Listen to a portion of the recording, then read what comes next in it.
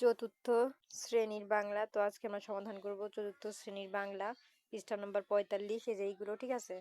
তো 45, তারপরে আমরা সমাধান করব 46 পৃষ্ঠার এই তিন নম্বরের প্রশ্ন, 4 নম্বরের গদ্য, তারপরে 46 পৃষ্ঠা সমাধানের পর আমরা চলে যাব 47 পৃষ্ঠায়, ঠিক আছে। এই দেখো 47 পৃষ্ঠা আমরা সমাধানের পর আমাদের আছে পাঠ 10। তো পাঠ 10 আমরা পরবর্তী ভিডিওতে দেখাবো। আজকে 47 পৃষ্ঠার পাঠ 9 নিয়ে আমরা কথা বলবো। তো পাঠ 9 যা যা আছে আমরা সবকিছু আজকে সমাধান করব। তো দেখো এই যে আমাদের পাঠ 9 বৃষ্টির ছড়া। তো এই বৃষ্টির ছড়া থেকে আমরা এখান থেকে এখন সবকিছু দেখাবো। তো দেখো আমাদের এখানে কিন্তু শব্দের অর্থের উত্তরও দেওয়া আছে, ঠিক আছে। তো শব্দের অর্থের উত্তর কিন্তু আমাদের এখানে দেওয়া আছে। তো একটার কমপ্লিট তো করাই আছে। তো আমরা এখন দেখবো হচ্ছে আমাদের 1 নাম্বার। তো 1 নাম্বারে দেখো আমাদের এখানে কি বলেছে, বর্ণ সাজিয়ে শব্দ তৈরি করি। তো বলে রাখি চ্যানেলটি সাবস্ক্রাইব করে দিও, কারণ চ্যানেলটি সাবস্ক্রাইব করলে আমি ভিডিও আপলোড করার সাথে সাথে তোমাদের ফোনে অটোমেটিক ভিডিওগুলো চলে যাবে ইউটিউবে ঢোকার সাথে। তো দেখো এখানে বলেছে বর্ণ সাজিয়ে লেখো, মানে এখানে সরে আ আছে আর এখানে ল আছে, মাঝখানে কি বসবে যা দিয়ে আমাদের একটা অর্থপূর্ণ শব্দ হবে। তারপর দেখো এখানে রা খা আছে, তাহলে এখানে কি দিব, তা দিলে আমাদের একটা শব্দ হবে। তারপর এখানে কিচ্ছু নয়, এখানে লাস্টে আছে সংখ্যা ধয়াকার র, তাহলে আগের সংখ্যা কি বসবে যা দিয়ে আমাদের একটা শব্দ তৈরি হবে। তারপর এখানে রস্য তালবস্য আছে, তাহলে আগে কি বসে একটা শব্দ তৈরি হবে। তারপর দেখো এখানে কয়াকার আছে, আর মাঝখানে কি বসবে, তারপরে ব আছে, তারপরে এখানে লাস্টে কি বসবে যা দিয়ে আমাদের একটা শব্দ তৈরি হবে। তারপরে এখানে বয়াকার আছে, মাঝখানে কি বসবে, আর এখানে ল আছে। তাহলে চলো আমরা উত্তরগুলো দেখে নিই এর মধ্যে কি কি শব্দ বসবে। তো এই যে দেখো আমাদের উত্তর, প্রথমে দেখো এখানে স্বরে আ ছিল, ঠিক আছে, তারপরে ল ছিল লাস্টে। তো আমরা কিন্তু স্বরে আ ধয়াকারে ধা দিলে আধা লচ্ছে। তো তোমাদের এইটা দেওয়ার দরকার নেই, তোমরা যেটা দিও আড়াল, এটা কিন্তু ভালো একটা শব্দ হয়ে যায়। রবীন্দ্র রয়াকার দিলে কিন্তু আড়াল হয়ে যায়। তো এখানে যেহেতু দাগ দেয়া মানে দুই, এইটা বা এটা যে কোনো একটা দিলে হয়ে যাবে। তো আমরা এখানে আড়াল দিব, ঠিক আছে। তারপরে ছিল কয়াকার, হ্যাঁ, তাহলে আমরা এখানে কি লিখবো, কাশ বন। তারপরে ছিল বয়াকারে বা দল, তাহলে আমরা 3 নম্বরে কি লিখবো, বাদল। তার পরবর্তীতে 4 নম্বরে রাখাল। তারপরে 5 নম্বরে আমরা কি লিখবো, আধার। তারপরে স্বরে আছিল রস্যৌ তালুবস্যা ছিল, তাহলে তার আগে যদি আমরা স্বরে আ দিই তাহলে কি হবে, আউশ। আর এখানে 5 নম্বরে ধয়াকারে ধা র ছিল, তাহলে আমরা যদি স্বরে আ ছন্দ যদি দিই তাহলে কি হবে, আধার। তো এগুলো তোমরা ওর মধ্যে বসাই দিবা, তাহলে কিন্তু আমাদের একটা শব্দ হয়ে যাচ্ছে। তো দেখো আমরা কিন্তু প্রত্যেকটার উত্তর দেখিয়েছি। তো এখানে কয়াকার তালু, আজকে তালবস্যা দিবা, আজকে ব আছে জায়গা খালি দন্ত ন দিবা, তাহলে কি হচ্ছে, কাশ বন। তো দেখো তারপর এখানে স্বরে আ দিলে কিন্তু রস্য তালবস্যা আউশ হয়ে যাচ্ছে, আর এখানে স্বরে আ চন্দ্রবিন্দু দিলে ধয়াকার রত আছে, তাহলে আধার। আর এখানে রয়াকার খয়াকার আছে, ল দিবা, তাহলে রাখাল হয়ে গেল, ঠিক আছে। তো এখানে বাদল। তো প্রত্যেকটা উত্তর কিন্তু আমি দেখিয়ে দিয়েছি, তোমরা এরকম লিখে দিবা। তো আমার এখানে সংখ্যা ছিল, যেটা 1 number 2 number 3 number 4 number 5 number 6 number, ঠিক আছে, এরকম কিন্তু আমাদের ওইখানে সংখ্যা দেওয়া ছিল, যেটা বই নাই। তো আমি সংখ্যা দিয়ে ওখানে লিখেছি, তোমাদের বুঝতে সুবিধা হবে কোনটা কোন নাম্বারের। তো আমাদের এটা কমপ্লিট। এখন দেখো আমাদের 2 নাম্বারে কি লেখা আছে, নতুন বাক্য তৈরি করি। হ্যাঁ, মানে এখানে আমাদের কাশবন লেখা আছে, আড়াল গা, তারপরে ফোঁটা অন্ধকার। তো এগুলো দিয়ে আমরা কি লিখবো, একটা বাক্য লিখবো যার মধ্যেখানে এই কাশবন থাকবে। আমরা এখানে এমন একটা শব্দ লিখবো যার মধ্যে কাশবন শব্দটা উল্লেখ থাকবে। তারপরে এখানে এমন একটা কথা লিখবো তার মাধ্যমে আড়াল থাকবে, ঠিক আছে, লেখা। তো চলো আমরা উত্তরগুলো দেখে নিই। এই যে দেখো আমাদের কিন্তু উত্তর কাশবন। কাশবন দিয়ে আমরা কি লিখেছি, নদীর ধারে সাদা কাশবন দেখা যায়। আড়াল, আড়াল দিয়ে আমরা কি লিখেছি, সে গাছটির আড়াল থেকে উকি দিচ্ছে।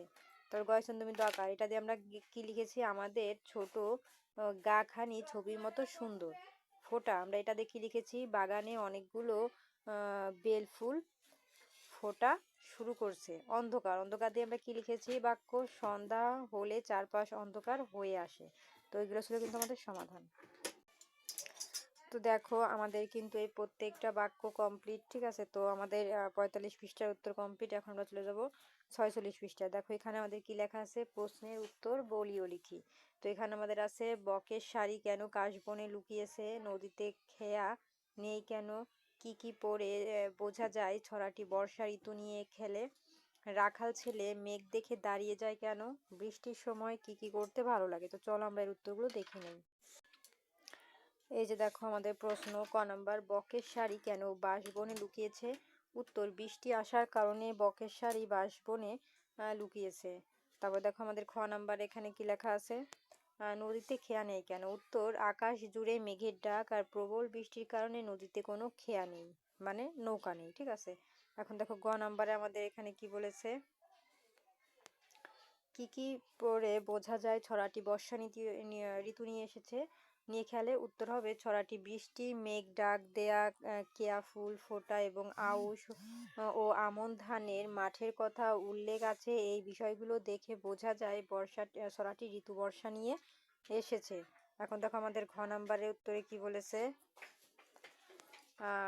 রাখাল ছেলে মেঘ দেখে দাঁড়িয়ে যায় কেন, উত্তর আকাশ জুড়ে ঘন কালো মেঘের সমাহার দেখে মুগ্ধ হয়ে রাখাল ছেলে পথ ভুলে দাঁড়িয়েছে। এখন দেখো উম নাম্বারে কি আছে, দেখো উম নাম্বারে আমাদের বলেছে বৃষ্টির সময় কি করতে ভালো লাগে। তো কি করতে ভালো লাগে চলো আমরা দেখে নেই।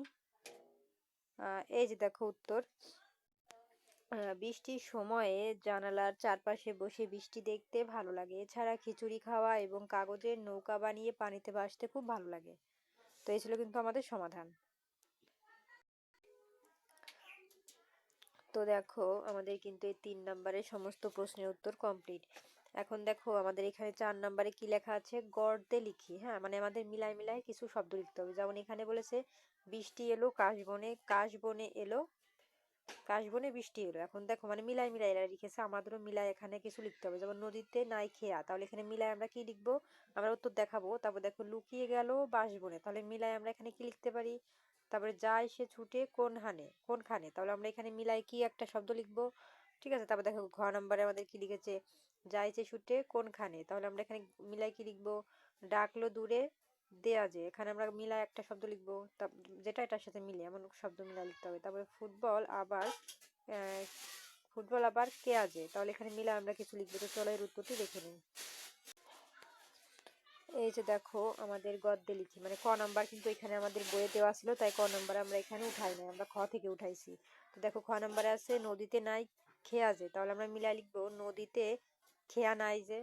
তারপরে লুকিয়ে গেল বাঁশবনে, আমরা কি লিখবো, বাঁশবনে লুকিয়ে গেল।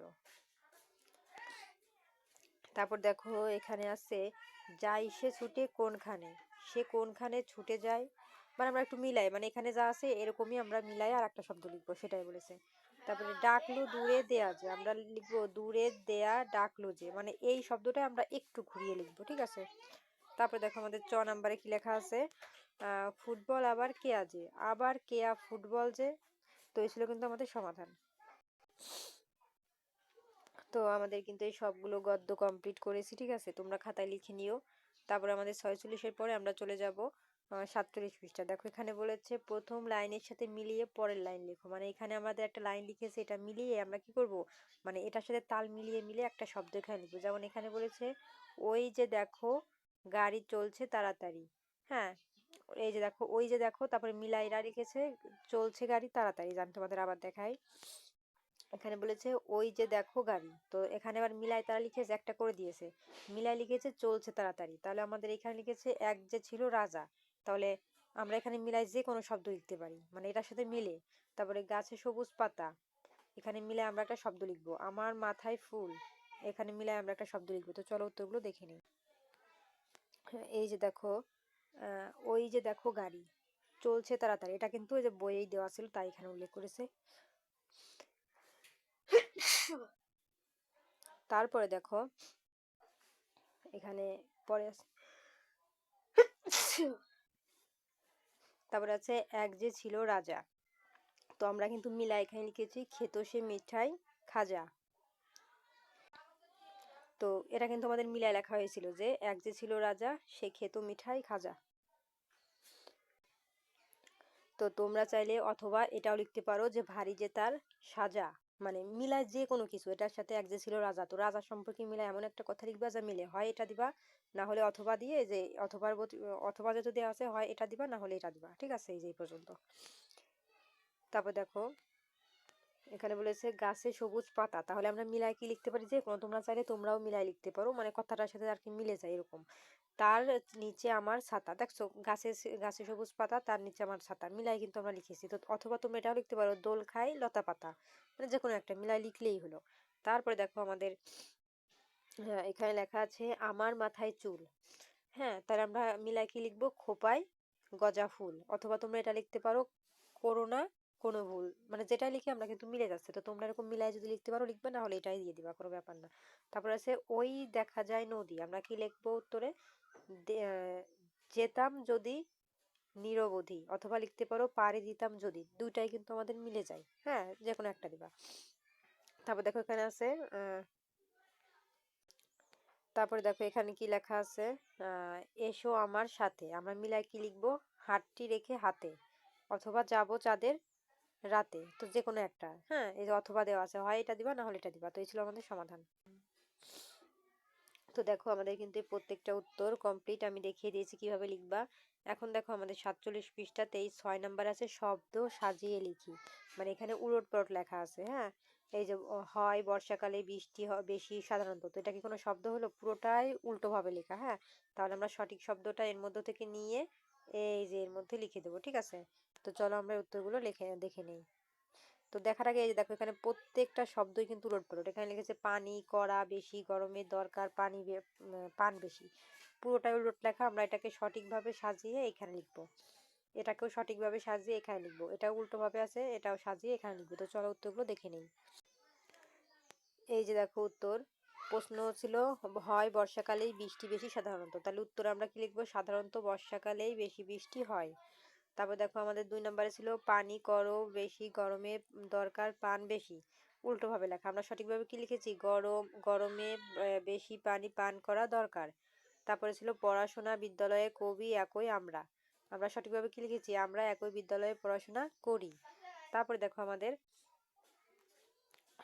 এখানে লেখা আছে হলো তোমার সাথে অনেকদিন পরে দেখা, আমরা সঠিকভাবে কি লিখবো? অনেকদিন পরে তোমার সাথে দেখা হলো। তো এই ছিল কিন্তু আমাদের সমাধান। তো দেখো আমাদের কিন্তু এই 6 নাম্বারের এগুলো কমপ্লিট, ঠিক আছে। তো পরবর্তীতে পার্ট 10 এই ভিডিও দেখার জন্য অবশ্যই সাবস্ক্রাইব মাই চ্যানেল। আর ভিডিওটি কেমন হলো অবশ্যই কমেন্টে বলবা, আর চ্যানেলটি অবশ্যই সাবস্ক্রাইব করবা। কি কোথা থেকে দেখছো সেটাও আমাকে কমেন্টে অবশ্যই বলবা।